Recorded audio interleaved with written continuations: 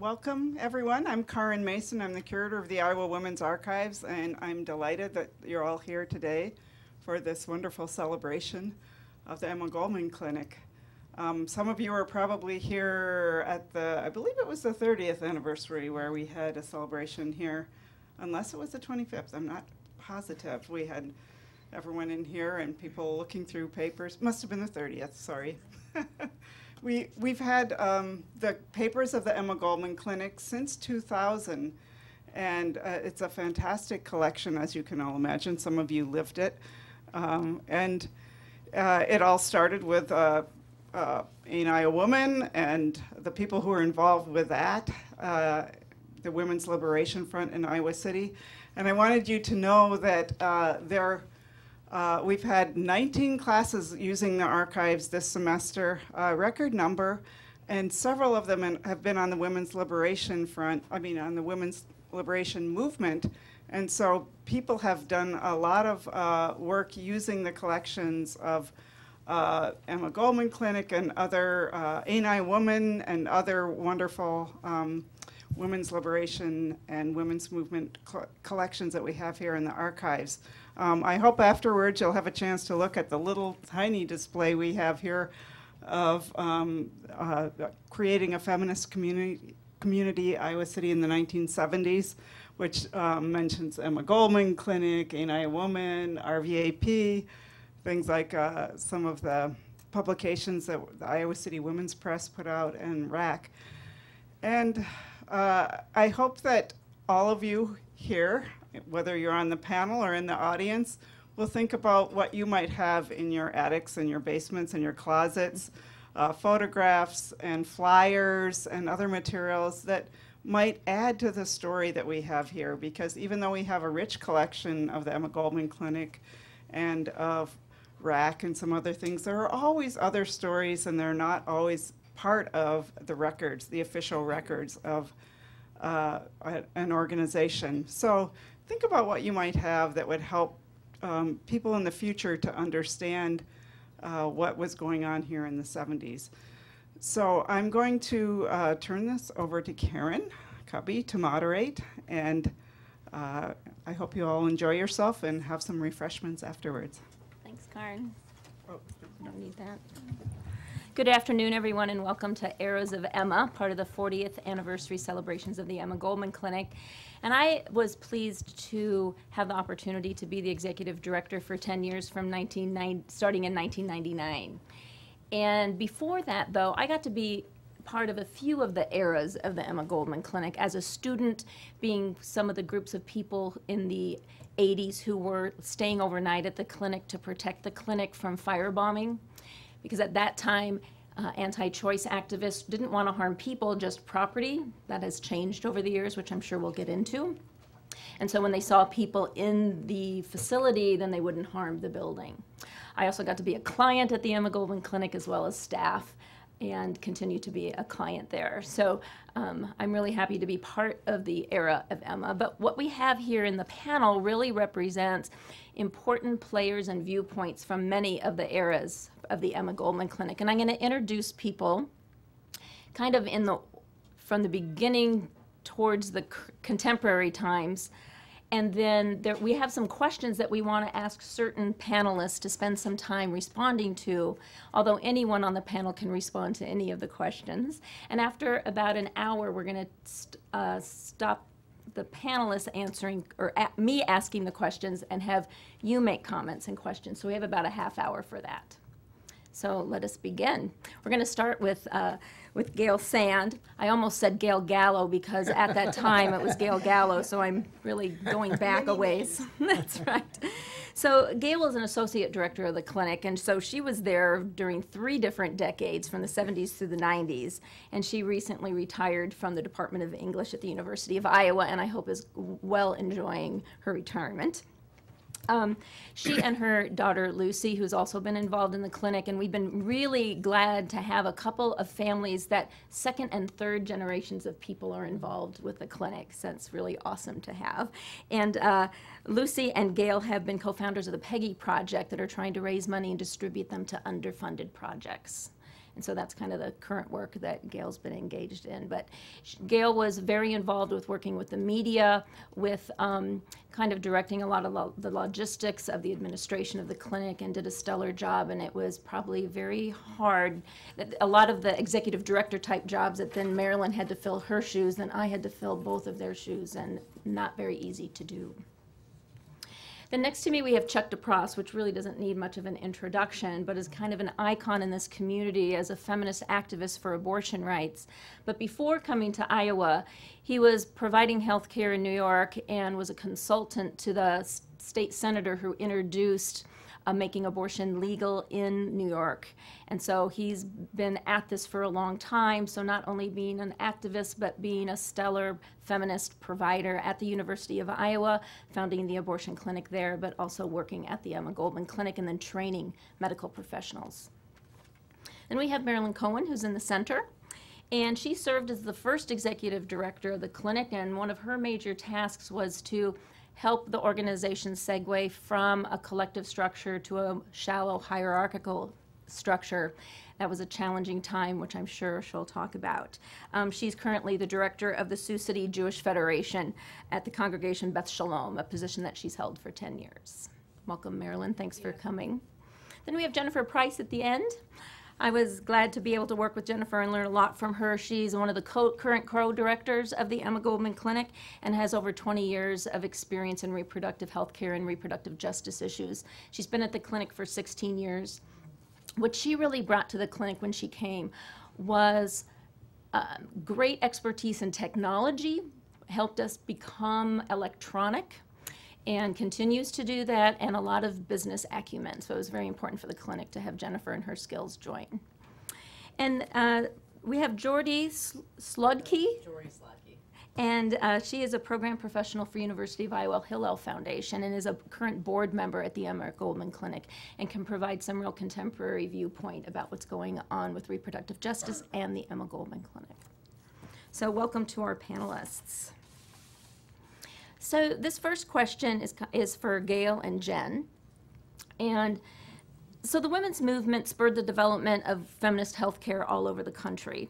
In the 60s and 70s, there was a lot of self-education and people going off and starting their own clinics. Currently, there's only 13 clinics that self-identify as independent, feminist abortion providers. There used to be maybe 60. So how important was the feminist component in the establishment of the clinic? And what did feminist healthcare entail in the 70s?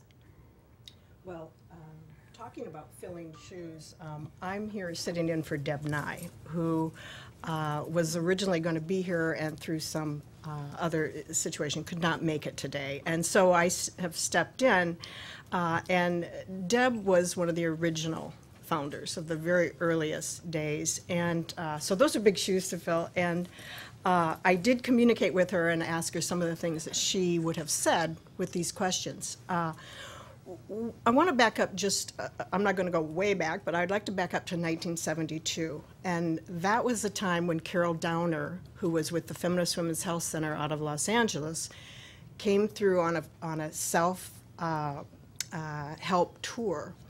And she came through and brought the whole concept of self-cervical exam using a speculum, a light, a flashlight, a mirror, and so women could actually look and see their cervix, which was a hidden part of our medical history, but also brought with this the educational aspect of women starting to learn about their bodies, to demystify. At that time, she also brought what was called the Del M kit. And that was made up of a mason jar, a stopper, a speculum, and then applied pressure to remove your menstrual period if it was late. And those were fairly radical ideas at this time, but she came through, and that really spurred a group that was formed out of the Women's Center, as it was known then, and that was the Abortion Referral Group. And at that time, the Abortion Referral Group were making referrals to both legal and illegal but safe places to obtain abortions. And they worked with the Clergy Consultation Service, which was a group of clergy across the country who would refer women for abortions. And also with the Jane Collective in Chicago. It was a network that women in Iowa or the region could come to the Women's Center have appointments, get referrals to obtain abortions. Primarily it was to New York because that law changed in 1970, I believe, that abortion was legalized, and that was really the first state. And so the abortion referral group were raising money. I remember them when I was in college, and I'd go to the union, and they'd be there with a coffee can, whatever people could throw in, and that was used to help financially assist women to obtain abortions. So that all was the outgrowth and really the basis of feminist health care. Being able to really demystify medicine for women, empower women to learn about their bodies. We had whole slideshows. We'd go across the state and elsewhere, church basements, the physics building, anywhere, medical school, and we had a slideshow. We'd work with women in groups or one-on-one, and really helping them to understand what was going on with their body. And that, again, empowered women to learn about their bodies. And I think feminist healthcare then became about patient advocacy. Being able to advocate for yourself and others about your health care, to go with women or families to the doctor, serve as an advocate during their exams. Without, I think, feminist healthcare, I don't think there would have been this move towards access to your medical records, getting copies of your medical records from medical institutions. We had patient rights. I do think that the feminist movement were key in informed consent for medical procedures, talking in lay terms so that women understood what was going on, and also that they could understand not just, I'll take care of you, you don't need to know kind of thing, that sort of pat on a head, we'll take care of this. And that was all challenging to the hierarchical male medical establishment. I mean, there was also things like warming up a speculum before a vaginal exam. I mean, that was not common. Also, we had a group called the Positive Experience Pregnancy Group from the very beginning that empowered women who were going to continue their pregnancies. And that was also the push to have men, friends, and relatives in the birth room, or the operating room as it was then called. And all of those things were really part of feminist healthcare, delivering healthcare as women would imagine they'd want to receive it. And that was really the key, I think, to what feminist healthcare meant at that point. And certainly it was about pushing our rights to safe and accessible abortion. I mean, that was always a part of it. But there were certainly a wide menu of services that this involved, not only pregnancy. The clinic also facilitated several adoptions at the very beginning of its tenure. And during the time, I'll just a little anecdote, but when Operation Rescue was blockading the clinic, a gentleman, an older gentleman, came to the clinic and he wanted to meet with me. And I was like, what's that going to be about? And he said, I just want to tell this story that my daughter was adopted through the Emma Goldman Clinic, and I want you to know how much that means to me, and I want to be able to talk to people about that. And that was a very heartening thing. I'd almost forgotten about it. But those are things that it was, feminist psychotherapy. All of those things delivered by women for women. And I think it's, as a consequence, it has affected healthcare across the country. I don't think you'd have patient advocacy or patient representatives. I don't know that you'd be able to, eventually, but I think that was the real impetus for feminist healthcare. Thanks, Jill. So Jen, what does feminist healthcare look like today? Yeah, feminist healthcare today is very similar. And remains local, accessible, political, and empowering. And as the Emma Goldman Clinic founders and early leaders paved the way, and I'm so excited to be with so many of them here today and in the audience. They have succeeded in mainstreaming informed consent and patient advocacy and multiple treatment options that has been so empowering and great for women. And today at Feminist Healthcare Centers, we're still your local grassroots clinic. We've been able to institutionalize our feminist values as a result of this into our policies and procedures. For examples, providing clients with a staff advocate for their visits. And we continue to offer the opportunity for women to see their cervix and learn self-cervical exam, which is a really important part of our institutionalized feminist practice. We maintain a commitment to marginalized and traditionally underserved populations. And to meet this goal, we offer that outreach through our educational programs, subsidies, and free healthcare services. And of course, we still continue to see healthcare as a political issue. We recognize that improvements in women's health come from advances in medicine, but also in advances in social policies that reduce inequality and injustice, which is so important. And perhaps most importantly, at Feminist Healthcare Services and clinics, we provide services differently. Empowerment is at the core of a feminist healthcare center. And our goal at the Emma Goldman Clinic is to meet clients where they are and offer an empowering personal experience. We ensure clients are in charge of their health care every step of the way, in the same way our leaders and founders did, and maintain that commitment. So today, it remains very similar to our history, and our services are local, accessible, political, and empowering. So, Jory, as someone, a younger woman who's a healthcare consumer, do these factors matter to you? What do you look for when you're looking for a healthcare provider, whether it's about reproductive healthcare or other forms of healthcare?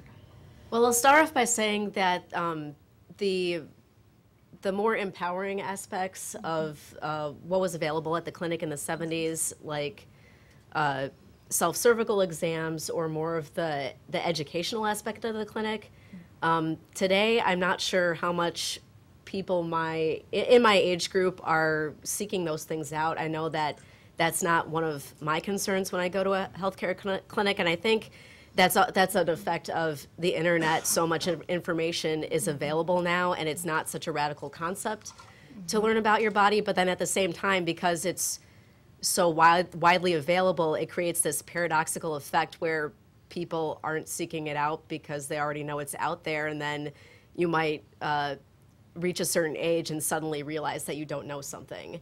But at that point, I mean, even if somebody's not seeking it out in a more organized fashion, like a workshop, the feminist aspect of healthcare, that they can still be a patient advocate for themselves and ask their provider questions and to feel comfortable like this is a question that's okay to ask. That's still very important. And for me, it's especially important knowing that I can go to a clinic that's not judgmental and where I have access to what I need. It's very personal for me because when I was 17 years old, I was diagnosed with polycystic ovary syndrome, and that's a condition where my body produces too much testosterone, and the standard treatment for that is taking the birth control pill, and that was really my introduction into the world of women's health. And when I found out that getting this simple treatment could often be contentious, that made me want to look more into the world of reproductive rights and made me want to be an advocate, made me really want to be an activist. And years later, one of my friends in the activist world posted an article about a group in Iowa that shall remain nameless that was trying to start a chain of medical clinics where they would be full-service medical clinics. They just wouldn't fill out prescriptions for birth control or refer for abortion. And I commented on the article, this is bad. This is a really bad move. And somebody said, well, why can't these clinics be available for people who want them? And I mean, my response was basically that the human body doesn't care about ideology. And if I had gone to a clinic like that when I first started seeking help for my health problems, I wouldn't have gotten the treatment that I actually needed. And no health clinic should be a dead end for any medical treatment. And when thinking about the feminist aspect in healthcare, I think a lot of women my age, they don't necessarily seek out, they're not deliberately seeking out clinics that are feminist with a capital F, but they know what feels good to them as patients. They know when they're being talked down to or when their needs aren't being listened to by healthcare providers, and that makes them want to seek out places where they'll know they'll be accepted, even if they can't quite articulate it. And today that's made more complicated both by economic factors, that so many women are out of work, they don't have insurance, which hopefully the Affordable Care Act will go a long way towards solving those problems, and also the political activities of anti-choice activists and politicians, that sometimes the feminist aspect of healthcare just doesn't matter because they're simply seeking a clinic that's nearby that they don't have to leave town for, that they can get to on public transportation, or that they can afford to go to, and that's something that people are now realizing, and we're working toward improving access so that women are able to go to clinics where they truly feel comfortable and not being judged, and they're getting what they need. So at the Emma Goldman Clinic, the content, the healthcare that's provided is really important, but the process in which it's provided is just as important. The process of collaborative work within the clinic, communication within the clinic, is just as important as the healthcare that's being provided. And the clinic was initially a collective, managed by a collective, and then became a more traditional hierarchy. And so this first part of this question is for Marilyn, to talk a little bit about some of the unique challenges being the first executive director, being at the top of that newly formed hierarchy. And what do you think were your greatest contributions and the clinic's greatest achievements during this initial time as being a hierarchy? I want to back up just a little bit to say, why was I even interested in applying for the job of being the first executive director of the Emma Goldman Clinic? And so that kind of comes down in two strands. One is a very personal strand that I experienced as a very young woman, an 18-year-old, pre-Roe and unplanned pregnancy. And so what did I do? I did what probably almost every young woman in that era did. I got married, soon to be divorced, and was a young, single, with a lovely, beloved daughter, but poor, single mother. And I just knew that I would have wished that I could have explored other options. I couldn't necessarily have predicted what I would have done at the time. I was a product of 1965. But even then, and at 18 years old, I knew I wanted a choice. I wanted to have the choice, but also to be able to explore that choice with sympathetic people, of course, primarily women. And I had none of that. And a little bit later, we're going to talk about why, I mean, it was pre-Roe, but why didn't I even feel that I could talk to anybody about it? So that, even though I couldn't have said at the time, I'm an incipient activist here, but that really is the personal genesis of that. Fast forward a few more years, not too many. I think my daughter was maybe 5, something like that. And so it was still pre-Roe v. Wade. And I had a good friend who had an unplanned pregnancy. But we, at that time, we searched around. And I never knew the name till many years later because it was so secret. But somehow we found, if we got on the road to Chicago and we went to an apartment building, and we waited there for a phone call. And then we went out and got in a car and were blindfolded to ride to someplace else. But my friend got a safe abortion, at least as far as her own personal health consequences were. She had good health after that. And so we were lucky that we got in the right channel. So that also then contributed to this incipient activism, like, why is this happening to me, to my friend? This is wrong. At that point, I had kind of moved on a little bit in my personal life, remarried, and financially was a little bit more stable, that I could actually look around for causes that I cared about. And that's when I started to write the occasional check. Because in the Quad Cities where I lived, that was pretty much what you did.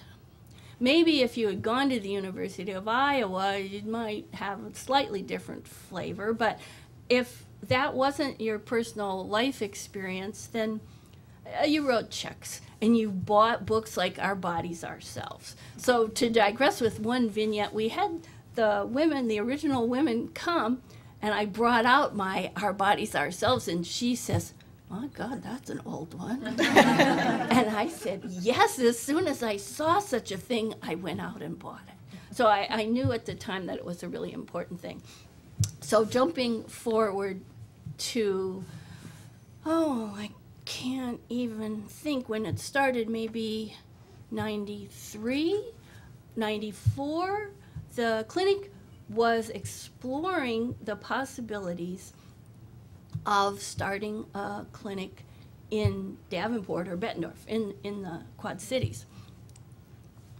At the same time, Planned Parenthood was exploring the possibilities too. So pro-choice activists were very excited that we'd come up on the radar of the Iowa City community, period, but we had to make a choice.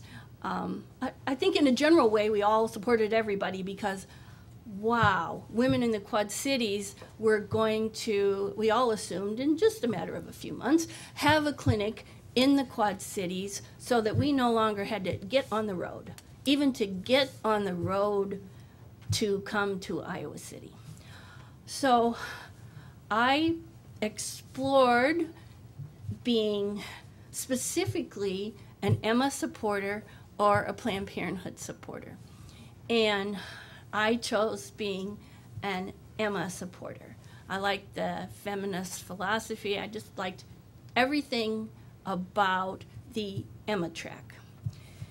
And worked really hard. Gail came down many nights, and other clinic women came as well, and we raised money, and we held events, and we held rallies, and we did this and that, and we're really hoping to bring the Emma Goldman Clinic to the Quad Cities.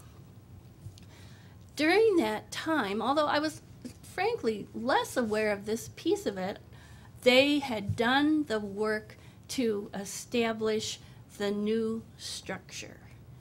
And they posted the position of executive director.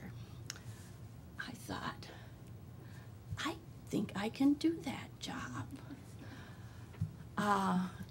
I was working at a community action agency, so I was happy with the work I was doing. I was working with a low-income population, etc. But I thought, this would be a meaningful leap for me, both in terms of professionally, but also really kind of marrying my causes and my professional growth in my work. So I applied to be the first executive director. I had no idea if there were thousands of candidates or whatever, and I was thrilled when I got an interview, and even more thrilled when I got the job. I think that I was a bit naive Thankfully. as far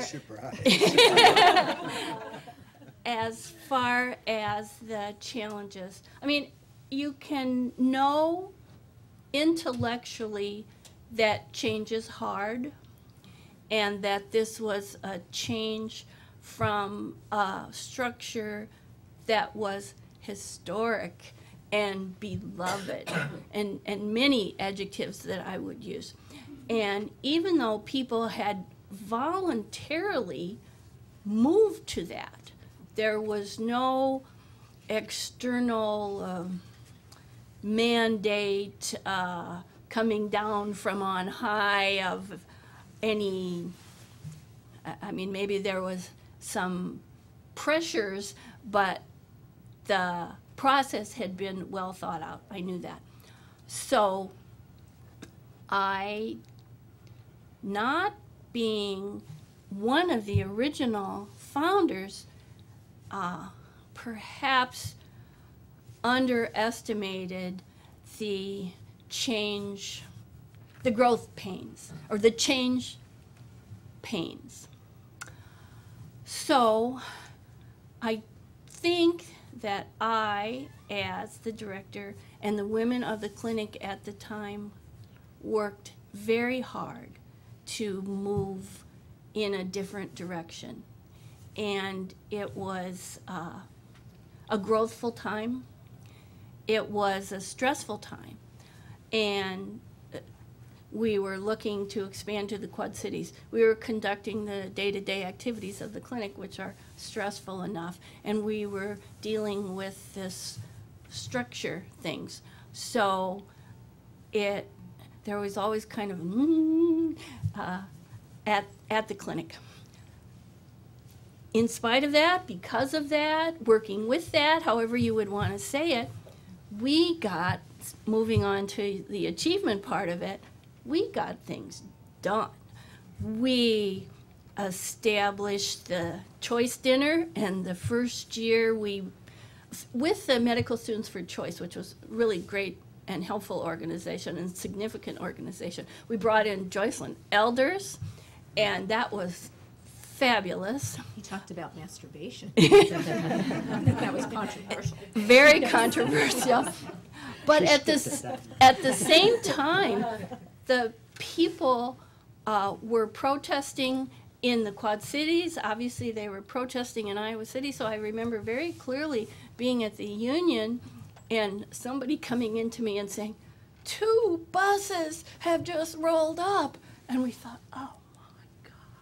Now, it turned out it was 2 buses of our supporters from the Quad Cities. And so they were the good buses, but we really didn't know who was going to step out of those buses. So that was just an example.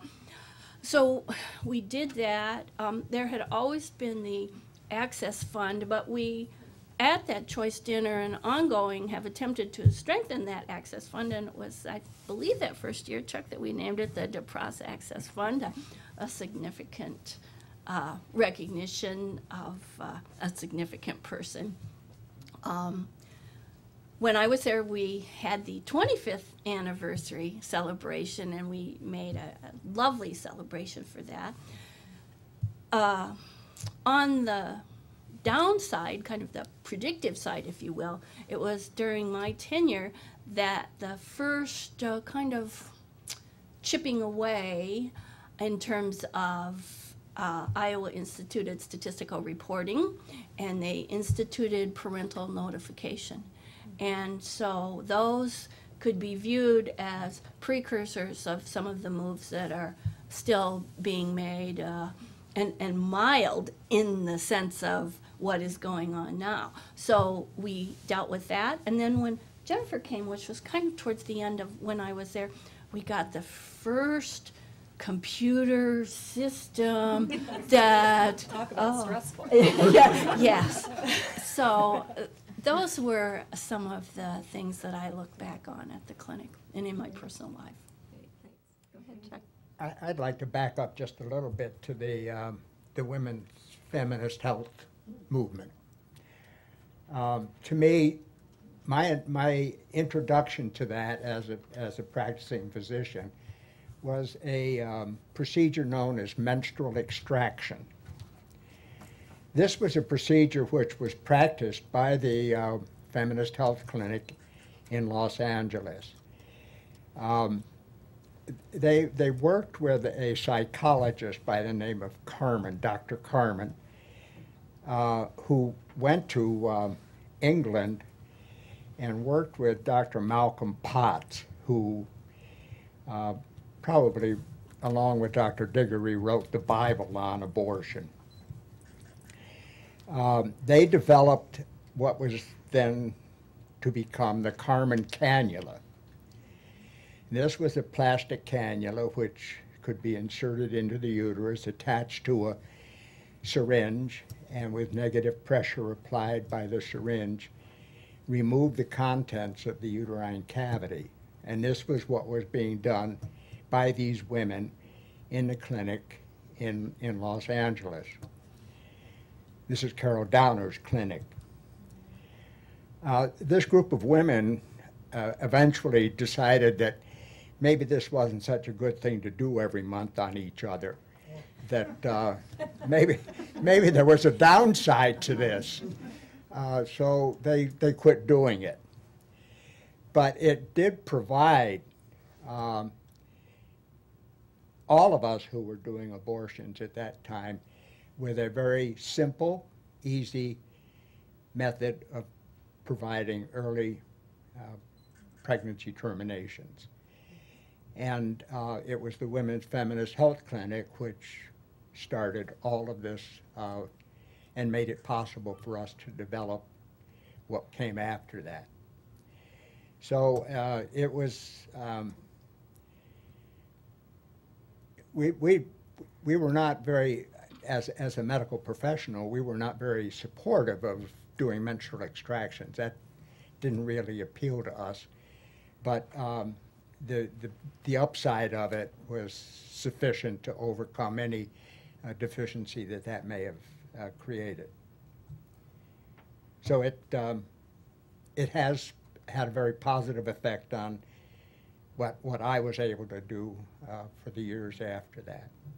So Chuck, will you talk a little bit about your experience as a medical professional coming into the clinic to provide abortion care, when it was a collective, and any changes you saw as it became a hierarchy, if any? Yeah, I'm sure you have some stories. My first introduction to the women's feminist movement here in Iowa City was when a group of the founding women asked to meet with Dr. Keetle, who was the chairman of the OB-GYN department, about their plans for establishing a clinic. And Deb Nye was one of the women that was in that group. They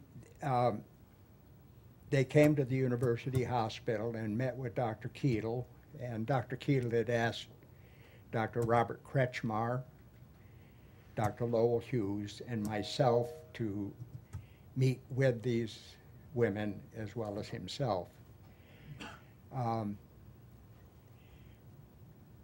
Dr. Kretschmar, Dr. Hughes, and I were very supportive of what these women were planning on doing. Dr. Keetle had some misgivings about what was to be done, but fortunately, his negative approach didn't interfere with the women's desire to do what they wanted to do. And so went ahead and established the Emma Goldman Clinic. When it first opened, I was not participating. There were a number of other physicians from the university hospitals that were, but at some point I got asked to help provide abortion services. It was a new experience for me. I had never worked in a women's feminist situation before. I was perfectly happy with the whole physical setup of what we were doing.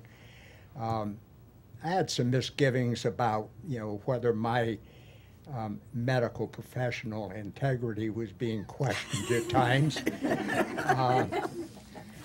I can remember we used to have a session after each clinic was finished where the women from the clinic would sit down and critique the doctors who had performed the abortions. And there were doctors of internal medicine that were involved with this, as well as those of us from OB-GYN. And that was a new experience for me, sort of having somebody question my integrity and question my ability and question my approach to what I was doing. But it served a purpose, and it was a very appropriate thing for these women to do at that time. It certainly established their hierarchy. They were in charge, there was no question about that, and we were going to do what they wanted us to do, which we did, without compromising what I felt was my professional responsibility.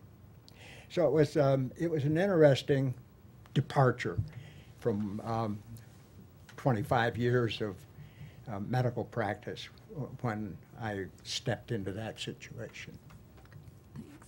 Gail, will you talk just a little bit about why a collective structure was the structure of choice with the founding mothers? Well, I would say that, the setting, prior to 1973 and Roe versus Wade making abortion legal, this was all coming out of the anti-war movement, the civil rights movement, Stonewall in 1969 and the gay rights movement, and that really inspired the women's liberation movement. I mean, a lot of people were involved in those movements and sparked the women's liberation movement, which also then partitioned off into women's health movement, child care work, other things that I think are really interesting about Iowa City that the Women Archives has prepared of very strong, the movements, food movement, the New Pioneer was at the same time, and there was all of this extraordinary activity happening. With the women's health movement, the collective, that was part of, the food movement was a collective, the daycares were collectives, parent-run, and it became a natural format for us. And it also wasn't the male hierarchy, except I guess when it came to male doctors. So it became this natural kind of thing. And there were many, many positive things about it. I mean, I think everyone who was involved in these collectives, where you made by consensus every decision, the color of the exam gowns, the style of the gowns, what music was going to be played during the clinic, the abortion clinics, where we would do like up to 9 or 11 abortion appointments at in an afternoon or an evening, and to the barest minutia, everything. And so you had to learn consensus building. You had to be assertive. I think many people came out of those meetings, you gave voice to a woman's point of view. You had to listen. You had to be open to changing your ideas and your ideals. You learned critical and strategic analysis, lobbying. All of those things came out of that structure. And so it was very positive at the time, and I think really made us all think through our political decisions, because abortion was political and the whole formation of the clinic. But then there were the cons, let's just say it was achingly slow, unwieldy, tedious, time-consuming, expensive. We used to close the clinic every Friday afternoon to have our collective meetings, and there'd be upwards of 20 women. And you had to all agree on the agendas and et cetera. And every woman had the voice. I mean, it didn't matter if you were full-time or part-time or new or had been there for years. You ended up using up so much resources of our time and money that it had to change in some way and, become modified. So I think that's where it came from. And I think it served well during a long period, probably longer than it should have, maybe. But I think it just evolved into a modified collective kind of thing. Well, certainly the rhetoric of choice is something that's permeated the movement and permeates daily conversations with women at the clinic. And there's so much to talk about in terms of rhetoric and words that are used and the words that have changed over time and how to express pro, anti. So how do do these words really reflect women's experience? For example, a lot of times antis always say that people providing abortion care always talk about the pregnancy. And it's like, well, that's not really true. When you hear clinic workers talking with women, a lot of times whatever language the woman is using is reflected back by the provider in true client-centered healthcare. There's a lot of mainstream healthcare who wants to use that word, but at the Emma Goldman Clinic actually happens on a daily basis. So how do you all feel about, and maybe we can even start with Jory, feel about slogans that are used to generate political support, even the word choice, the word constitutional right. Do those work for you? What works for you? Well, I grew up hearing the rhetoric of pro-choice versus pro-life, and people are now really starting to question the use of those terms as a dichotomy. I got some statistics from an online survey that Planned Parenthood took in 2012, where 12% of online survey takers said that they were both pro-choice and pro-life. Another 12% didn't want to use those terms, and 40% said it depended on the situation. And so putting it in a dichotomy like that, it doesn't reflect how people, how individuals feel about it and reflecting the range of feelings. I mean, I know among my parents didn't actually talk to me about abortion until I was an adult and got interested on my own, and that's when I found out my dad was against abortion, but he understood why it should be legal. My mom was pro-choice, but she wasn't as gung-ho about the idea of like a woman could get it done on her own without talking to her partner. I mean, there really is a range of ideas that people feel.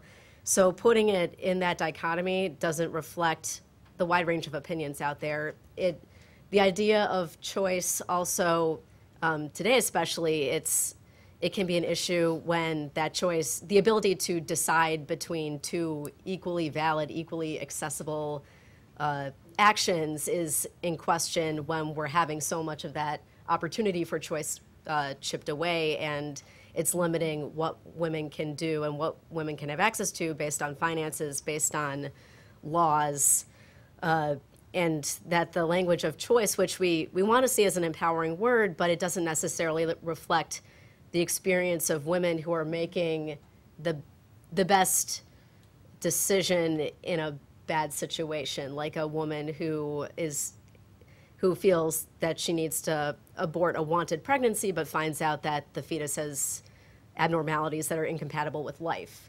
But one thing that I've been reading about over a few years is the idea that by putting it in terms of pro-choice versus pro-life, it seems to set up a conflict of rights versus morals that a lot of the rhetoric in the pro-choice movement, it often centers around like, don't take away your right to health care, don't take away your right to get this prescription, don't take away your right to an abortion, and because we keep talking about rights and the idea of a constitutional right, your rights with the law, it's allowed the pro-life movement to really co-opt the language of morals, that they really feel that they have a monopoly on talking about morals when it comes to the decision to have an abortion. They talk about saving lives, saving women, and I think that's something worth re-examining, that for many women, having an abortion is a moral decision, that they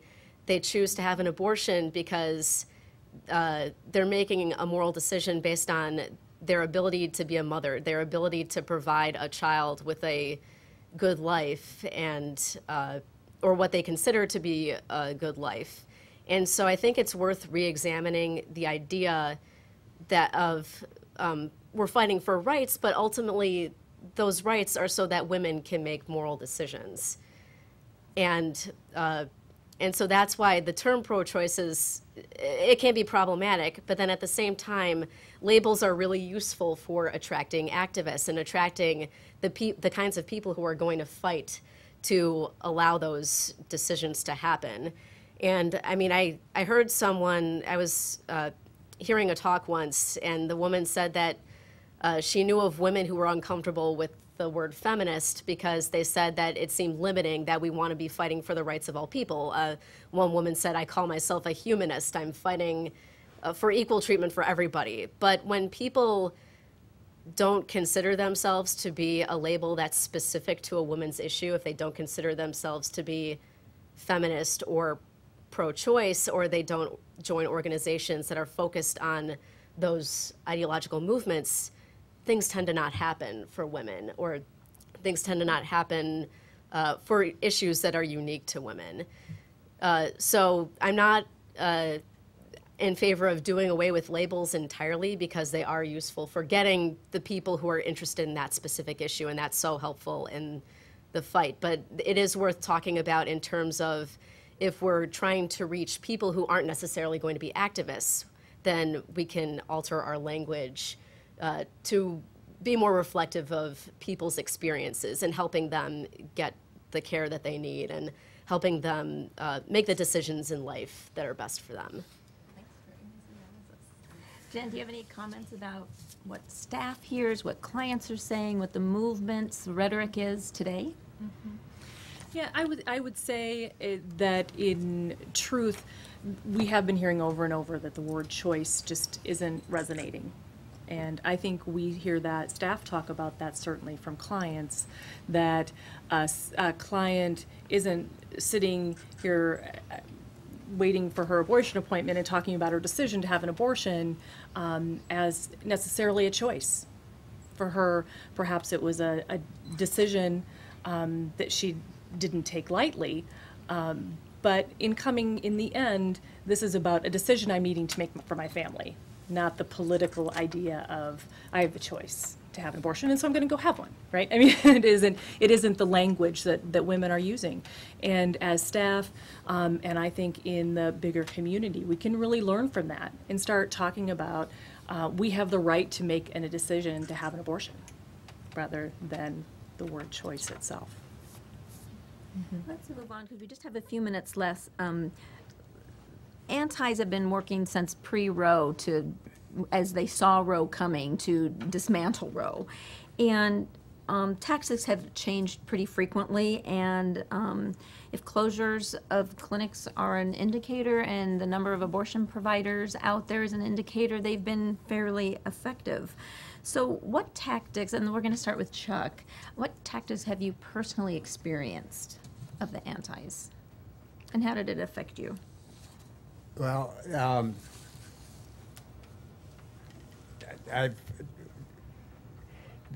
I've been involved in some pretty horrendous demonstrations. One Saturday morning, the community of Iowa City was invaded by busloads of people from out of the county who were here to protest what we were doing, and it was a very uncomfortable 3 or 4 hours in dealing with this rather at times violent group of people, and I've never had any personal violence against me. My house has been picketed. My clinic's been picketed. I've been involved with the picketing at the Emma Goldman Clinic. But I've been concerned for not only my safety, but for the safety of my employees involved in providing these services. And it meant going to considerable additional expenses to protect the clinic. And I think all clinics have had this experience of having to spend a lot of money, which could be otherwise better spent, sort of creating a fortification against the potential for the violence that has occurred. I never felt that I needed to wear a bulletproof vest. I did alter my routine from time to time so that it wasn't set so that anybody could figure out just where I was going to be, when I was going to be there. But it has created a bad atmosphere for many clinics, and I remember the firebombing of the original Emma Goldman Clinic. Fortunately, it was not very destructive, and nobody was hurt. But it was a warning to us that there's this fringe element out there which can be violent, and you have to be aware of that. Marilyn, do you have any memories of specific tactics that had huge effects when you were director? I just remember discussions about, gee, our front desk is much more open than if we went around the country to other clinics, their front desks would not look like that. And were we being smart or strategic in the physical plant of the Emma Goldman Clinic, again with the eye on the resources, to have the presentation to the world as it was. Balanced with, on the other hand, the experience that the woman would have coming to the clinic, and I do think about that in terms of being a service that has to, as a client, be received in an atmosphere that is so guarded, it's a healthcare, but I have to go to an environment that looks a certain way. And we did spend a lot of time, even in an era where they were trying to move away from spending a lot of time talking about process type things, because it was such an important issue. So there were protesters in Iowa City in that era, and obviously the protesters in the Quad Cities, and that whole movement in the Quad Cities kept the clinic out there. Ultimately, Planned Parenthood, with vast resources, kept them out there for years. So that was kind of the experience of my era. And Jen, maybe you can talk just a little bit about, so the front desk got changed 4 years ago, to have more of a protective counter in front. Maybe you can talk about the state of those kinds of issues today. Yeah, Absolutely. That's a great example too, Marilyn. I mean, that's 10 years of having that discussion before we put that in.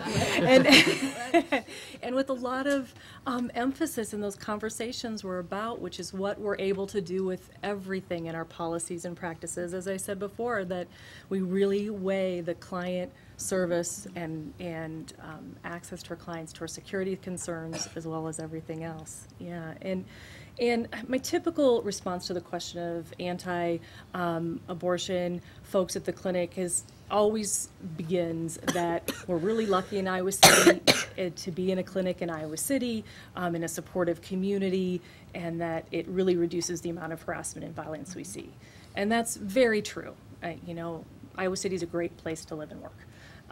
However, several years ago, during the time of increased violence around the country, when Dr. Tiller was murdered, a friend and colleague of all of ours, we had a person who scribbled something nasty on our sidewalk in front of our front door.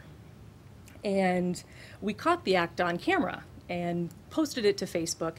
And very quickly after that, I received a call from the National Abortion Federation security advisor, who was furious because he'd received a call from the FBI saying, "What's this all about?" And I said, you know, it was sidewalk chalk. You know, I'm sorry I didn't call. And after laugh, because apparently it wasn't clear in the video, it was sidewalk chalk. But he gave me one of the best lectures I've ever had, and really, I think, relates to this, and that he reminded me we deserve to come to work every day without harassment and the threat of violence, and to not become complacent and accustomed to hate, and that harassment, while quickly washed away on the sidewalk, is still harassment. And during my tenure, we've certainly had other acts of violence, broken windows, Karen's neighborhood was leafleted, break-ins, a staff member was attacked during one. However, it's been several years since we've experienced that type of violence. Certainly, we have consistent protesters at the clinic, and ironically, this morning they actually wrote on our sidewalk. And so the staff responded this morning by, which if you want to go by and look, it's fantastic, filling the rest of the squares on the sidewalk with positive messages. So swing by and take a look. It's quite interesting. But really, still, the current anti-abortion tactic is different. And the current tactic is to attack clinics through federal, state, and local regulations, the targeted restrictions on abortion providers. Most recently, as we know, the Iowa Board of Medicine made the unprecedented decision to determine how physicians provide care by banning the use of telemedicine for abortions. At the Emma Goldman Clinic, protesters harassed our construction contractor regarding permits and such, and filed a complaint with OSHA against the clinic regarding possible safety or health hazards to employees at the clinic during the exterior remodeling. These restrictions and complaints are costly, and they take time and resources, no matter how silly and unfounded they are. We should be able to come to work and provide quality, comprehensive health care to our clients without the threat of harassment and attacks in no matter what form. So the example of clinic staff going out and filling in with chalk is one of the unique things about the feminist process at the Emma Goldman Clinic. Another great example of taking something that's not so great and turning it around to have it work for you is the Pledge a Picketer campaign. And I think it's one of the very unique things about the clinic with that as an example, where the more protesters there are outside, the more the community, and their intent is to decrease access to the clinic, the more the community comes together and helps fund financial access to women. So I think that is one of the most unique things about that, and there's so many times when something not so great has happened or something dangerous has happened, and the clinic finds a way to turn it around to work for the betterment of the community, the clients, and the staff. Right. So we're out of time for the panel's questions. We're going to move on to the audience questions. And I do want to remind you we're very grateful for Channel 4, the government channel, being here taping, so it can be put on Channel 4 so people can have more access to the panelists. And Francine, the other co-director of the clinic, will be coming around Oprah style with a microphone, so be sure that you don't start your question until you have the mic in front of you. So if anyone has questions or comments, stories they'd like to share. This is where we rely on the collective memory in the audience.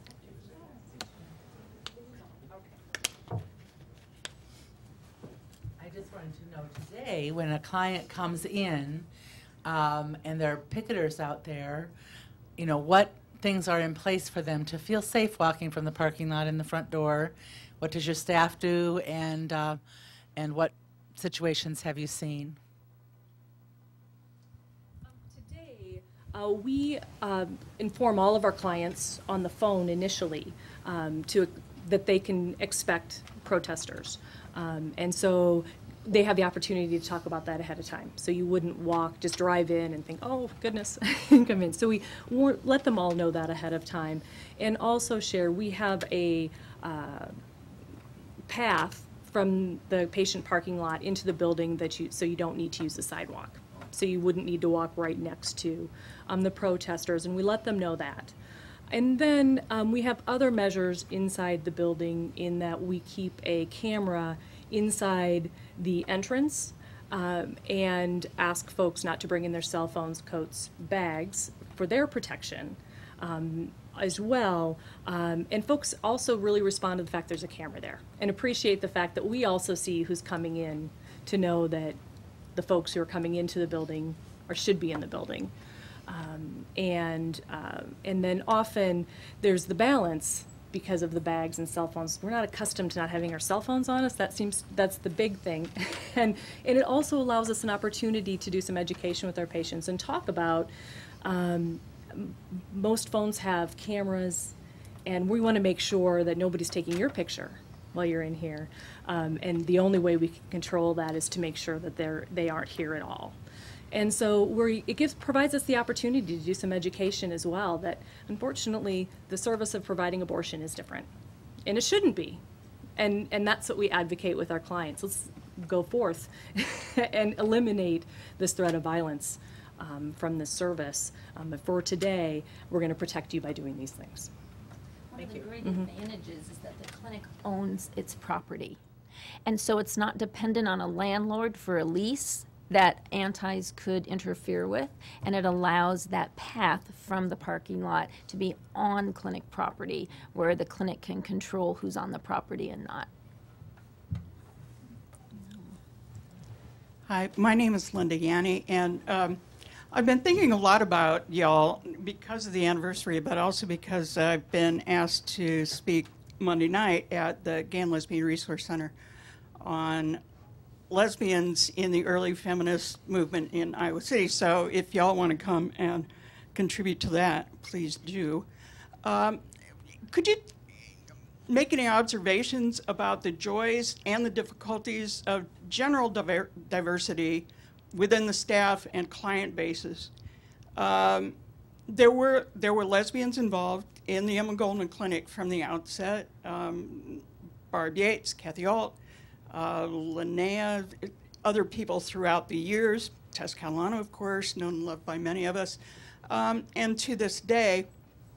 And also, from the early days through now, Emma Goldman has provided a considerable amount of general health care to the lesbian community. Later on, gay men and the transgender community now really much more recently, but what a great gift that is, but also what fraught dynamics there are too in that. So if you would care to speak to any of that, I'd appreciate it. Does anyone want to begin? Well, since I was there in the earlier parts and the beginnings, that was a wonderful part of the founding women. A strong sexual diversity. It provided all of us learning more about ourselves, integral to the commitment of the women who founded the clinic.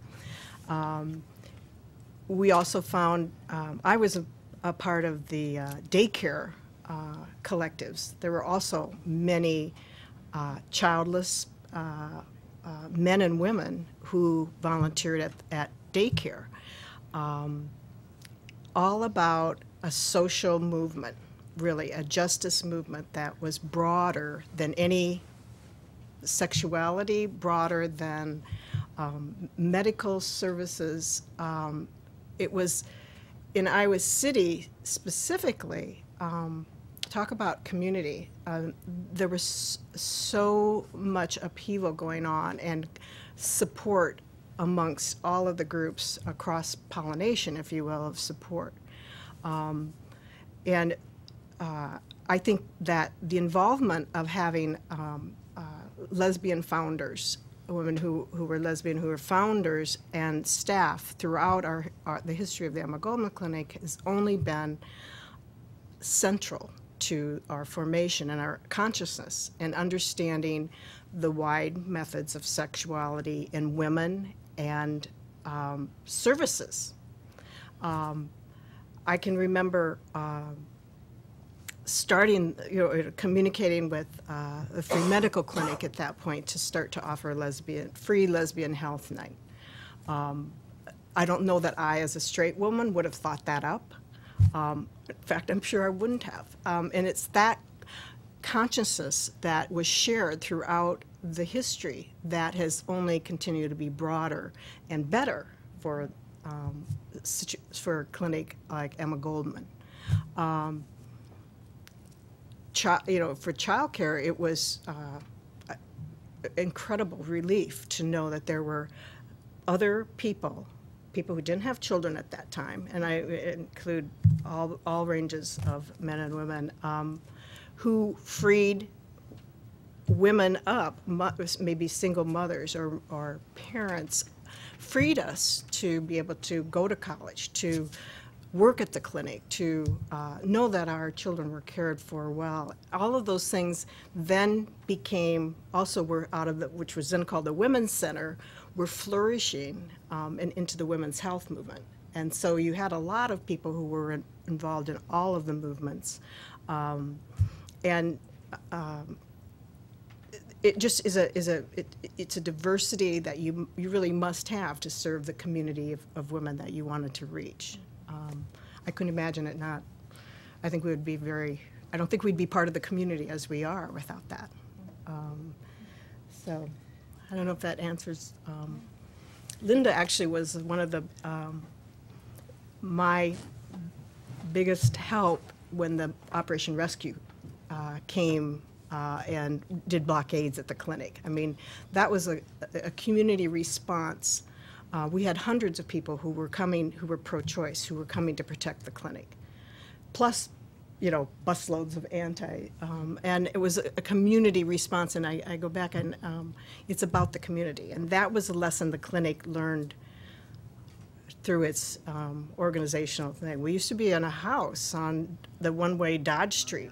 And people would say, "Oh, there's Emma." Oh, okay, no, there it isn't, because you'd go by so fast. And moving into the clinic on Dubuque Street was much more community-based, and I think that all plays into that concept. And when we talk about rhetoric, that's always been a discussion. Yes. What do you call Lesbian Health Night? As the movement progresses and people want to be called different things out of respect and necessity, the name would change. So every year the name would change for Lesbian Health Night, which was hard on marketing, but trying to serve people in a contemporary way. And so even those kinds of things were very challenging. And certainly today, as you know, also it's very important that we maintain a diverse staff. And it's a core part of our mission and who we are in serving diverse populations, that our staff have that same diverse makeup.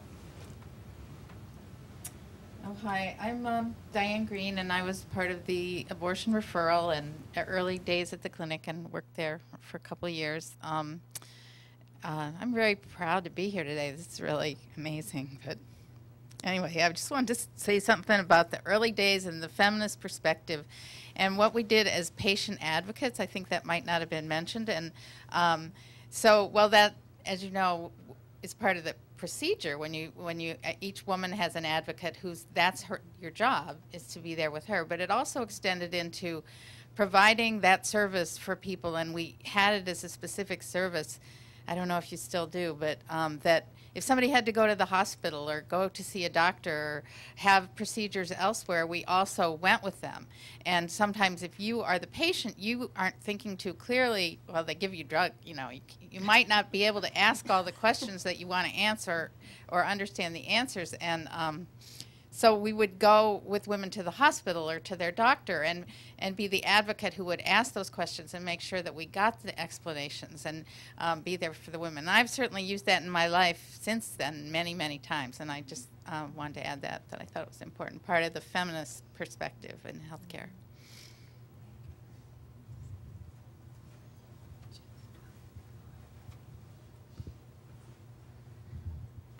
When Karen opened this panel discussion, she mentioned that there are currently only 13 independent feminist clinics providing abortions around the country.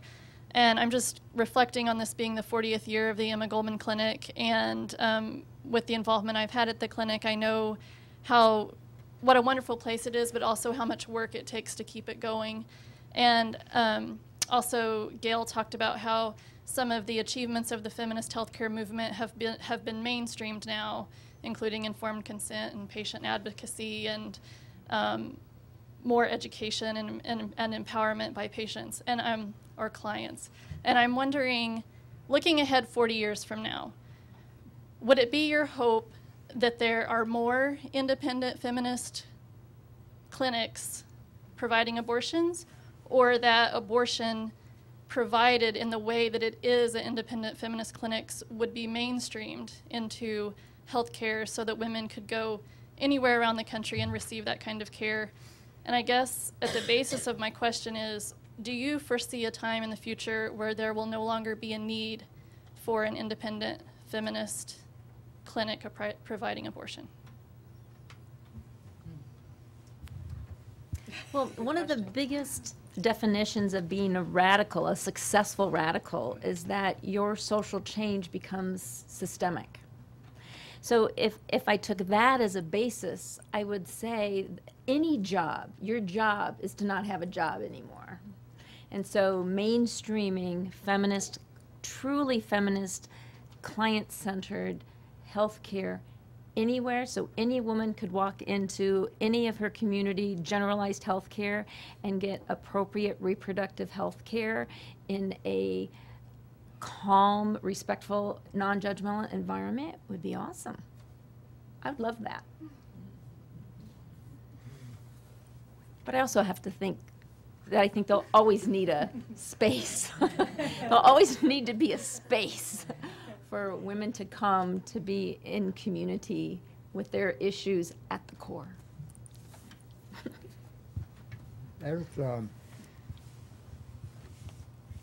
a movement in California at the present time, and it's been legalized. It's been approved by the Governor, Jerry Brown, that non-physicians are allowed by law now in California to perform first trimester abortions. There have been instances, Vermont comes to mind initially, of non-physician providers in the past, but it never has been legalized by the state. It was just allowed. Whereas now, with work from the group at San Francisco, at the university, have shown that it is just as safe for women to have abortions provided by these non-physician medical providers, and that includes midwives, advanced nurse practitioners, and physician's assistants. So that I think there's going to be a change. People ask me, what's going to happen when abortion is no longer legal in the United States? And unfortunately, it looks like we're headed in that direction. But I don't think we will ever go back to what things were before our experience with legal abortions in this country. There are too many people who know how to do these procedures and would provide appropriate kind of care to women, which was not always the case when abortion was not legal in this country. So that while I decry the day that it does become illegal, I don't think that we'll ever deteriorate to where 800 to 1.2 million women per year have illegal abortions in this country. They may be illegal, but they will be safer, considerably safer. Medical abortion does provide another avenue for provision of service without a lot of public knowledge about what's being done. So I would presume that there would be a lot of people providing medical abortions and in a very safe way, even though it might not be completely legal. Any other responses to that question? Okay. Karen, did you have? Yes, I was sort of going back to what we were talking about before this, and which was more about the feminist, you're still a strongly feminist clinic, and was it a hard decision to drop the words for women from the name? Yes. Yes. Many discussion about that, of course, and recognizing the impact we could have serving men and removing the idea of gender altogether, right? And recognizing that we do provide services in this amazing, great, empowering way, and that we can reach more people. And I think we heard as folks had we started seeing sons, why wouldn't we want to provide our health care to our sons, and et cetera. And still very, very difficult decision. And I would say transferred into really emphasizing the word feminist and adding a tagline, a feminist approach to healthcare, to the Emma Goldman Clinic, to maintain the value. This really is about empowerment for women. And how can we empower women? Let's teach our men how to be great feminists as well. Well, and then that brings to mind, in the past year I've been leading workshops at media discussions at the library where I show clips from television shows and movies that talk about abortion, and then we have a discussion afterwards about the implications of what we saw and trends we see. And so we were having a discussion on our movie night, and a thing that kept coming up was the idea of shame, that the women in the clips felt shame over having to do this, and the shame surrounding, like feeling shame from pro-lifers, feeling shame from when they go to see a physician who's not understanding or not sensitive. And a man who had come to the discussion said, "Oh, is that why the Emma Goldman Clinic's slogan is a feminist approach to healthcare, so that women know it doesn't have to be like that and they don't have to feel that shame?" And it was like this, yes, we reached someone. Someone understands it.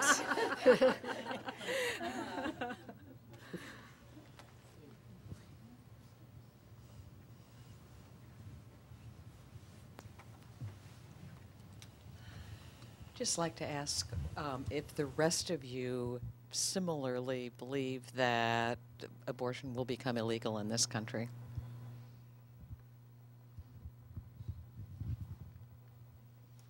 I think it will go back to oases like when in the early 70s, women from the Midwest could go to New York. If they were affluent, they could travel to Mexico or to England. So that, I mean, that's outside of this country, but in the United States, the access is getting so diminished that even if it is still legal in one sense of the definition, it's going to be so limited that for all practical purposes, it might as well be illegal, because the shame factor that you were talking about, you aren't committing an illegal act, but somehow you still have to leap over all these barriers. And so to me, that question is an important question, but it comes in an environment that you have to consider these other factors as well. Yeah, I'm far more pessimistic about what would happen to the safety of women if abortion were to be illegal in this country, simply because women are already resorting to less safe measures if they are living in a place where essentially abortion is legal only on paper and they can't access services. I mean, we've already seen effects of, after the draconian laws passed in Texas over the summer, women going across the border into Mexico and getting medications to induce abortions for which they're not getting good information about how to use the medication. And then once the access leaves, then that means also information goes. And I used to be a communications intern at NARAL Pro-Choice Wisconsin in Madison, and we had volunteers who had a startling lack of information about what was safe and where they could go, and we needed to talk to them. We had a teen who was working with us. She was required to do volunteer hours. I'm not quite sure why she picked NARAL to work with, but at some point they were talking about what they do, and she said, "Can't someone just punch her in the stomach? Wouldn't that work?" And they had to have a long conversation with her about why that's not okay and why women shouldn't have to resort to that and why it's not safe. And I just worry about what would happen if the legality of abortion were to go away, and not just the lack of methods, but the lack of information, and how the lack of information leads to lack of safety. I'm perhaps a little more optimistic. I believe that even if legislation is passed and abortion is restricted in the short run, I believe in the power of women, and that we know 1 in 3 women will have an abortion in their lifetimes. And I think we tend to get complacent when we have access to the services we want and need. And that my hope would be, and belief is, that if really at some point our rights are taken away, we're going to see a resurgence of women standing up and saying, this isn't okay, and men as well. And I do believe that's true, that we tend to take for granted what we have, and when it's taken away, recognize that we need to start taking action in a different way. So I would hope it wouldn't last for long. So on that positive note, it's 2:30, and so we are going to get ready to close. But wow, what an incredible breadth of wisdom, energy, intelligence, and activism on the panel, and with the moderator. And so let's give them a hand. Thank you all so much.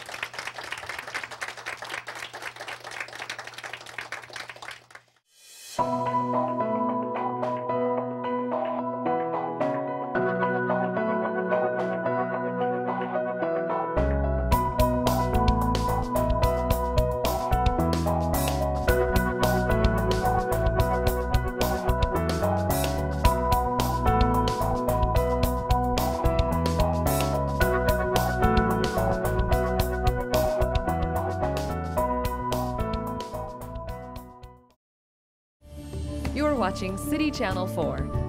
On TV, online, on demand, on Facebook, and now on the go on your mobile device.